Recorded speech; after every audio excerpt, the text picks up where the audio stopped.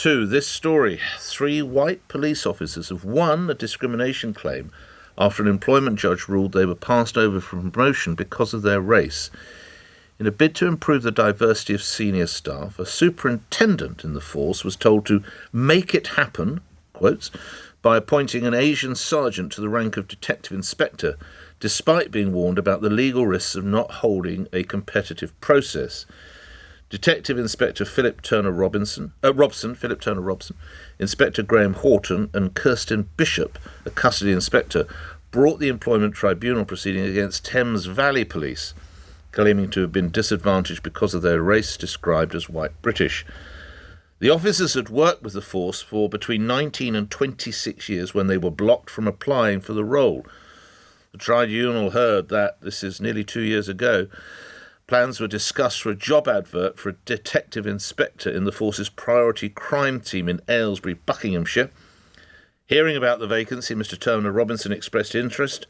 The following month, Superintendent Emma Bailey said the decision to promote Sergeant Sidhu, there is no forename, no first name for that, into the role without undertaking any competitive process or advertising the job.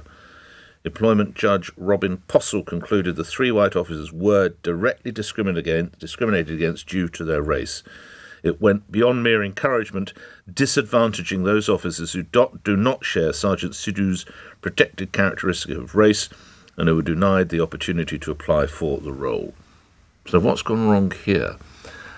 Alka Segal Cuthbert is director of Don't Divide Us. In a sentence, what is Don't Divide Us all about then? Good morning to you.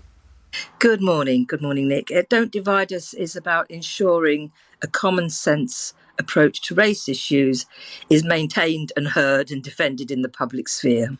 How much has common sense been preserved in this case? Well, none. First of all, I want to congratulate the officers. I think the case really does show that official diversity with a capital D really entrenches ethnic divisions.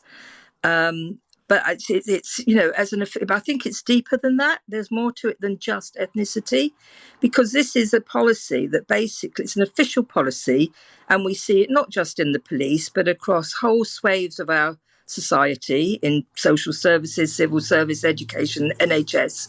And it officially says it's okay to disregard all due processes of selection and accountability. Which is what's happened in this case. The usual processes of meritocratic assessment were completely, rejected, and instead there was this imperative to promote somebody on the basis of their ethnicity. Do you believe then, taking from your words, that there's a lot of active anti-white British discrimination currently? Well, I think the question of whether white. There is discrimination against ethnic. There's discrimination, but I think what we're seeing, yes, there is, but I think it's the form. It's not really the underlying cause is, I think, somewhat deeper. It's a real inability, like what we see here, is a kind of administrative state of which the police are one arm of it, and they're completely unable to actually act in any coherent, proper way. And I think then what happens is a mechanism for control is comes in, and this is diversity. This is what previous governments, left and right, have been institutionalising over years. You're not a fan of diversity, then, just to clarify? Absolutely not. It's the most socially pernicious, anti-democratic ideology that we've had to date. You want? Hang on, I'm getting something. You want everyone just to be white?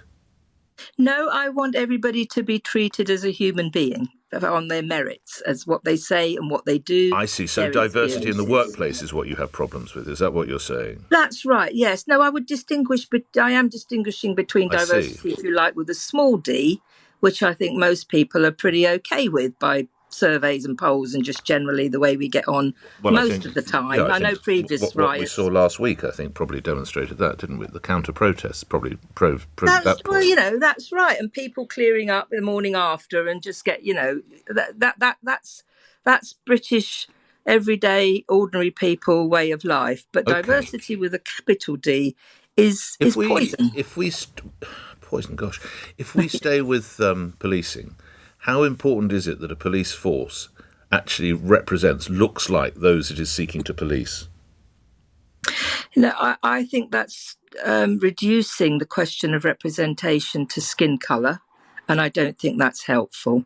Well, I don't know which part of this is the Thames Valley force. I'm not as familiar with Thames Valley as I say I would be with London, but I'm pretty certain there's a lot of ethnic minority folk living in Thames Valley.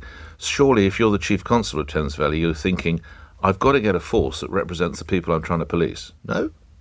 Well, I think you will be because that's what we've been told for years. We need. But you don't agree with that? I'm sorry to put it so crudely. You think you could police an area such as Slough with solely white officers? I think if the yes, but on condition that there was. You don't think an Asian officer, a black officer, would bring a better understanding or knowledge of some of the situations, pressures, feelings, the tensions? Okay, no? I'm with you. I think in certain areas, because of where we are, you can obviously, some people will have insights into habits and ideas within certain communities. That's true, and that should certainly be brought in when considering any policy or strategy. Grateful for your time. The organisation is Don't Divide Us. Alka Segal Cuthbert is its director.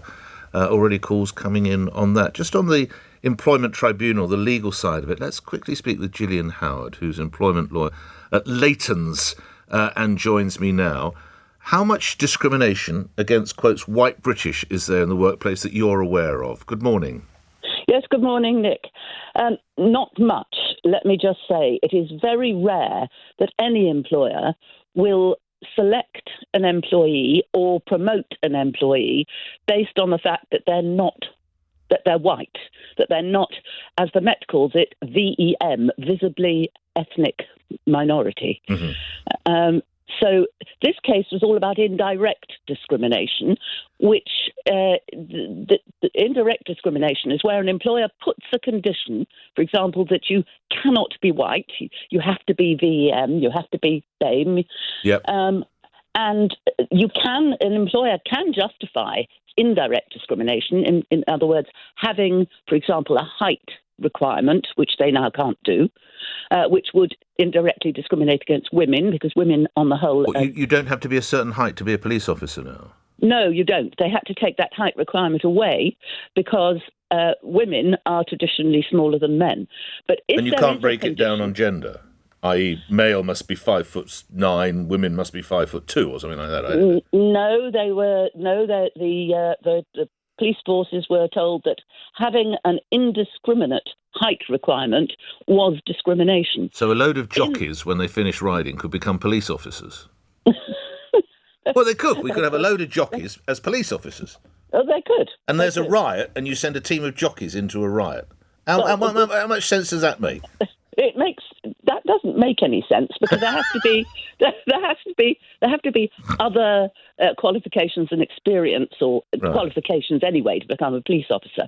The point is that for indirect discrimination, which is what this was, the employer can justify indirect discrimination, imposing a condition which has a considerably more discriminatory effect on one group than another. I see. If it is a proportionate means of achieving a legitimate aim, and that's what the judge said didn't happen in this case. It wasn't a proportionate means of achieving a legitimate aim. Yes. By not considering white police officers for promotion. Jillian Howard, always enjoy speaking with you. I have to leave it there. You're an employment lawyer, and there is a book out, Secrets and Lies, Tales of an Employment Lawyer. It's 9:16, LBC News Headlines. Thomas Watts. A review has found opportunity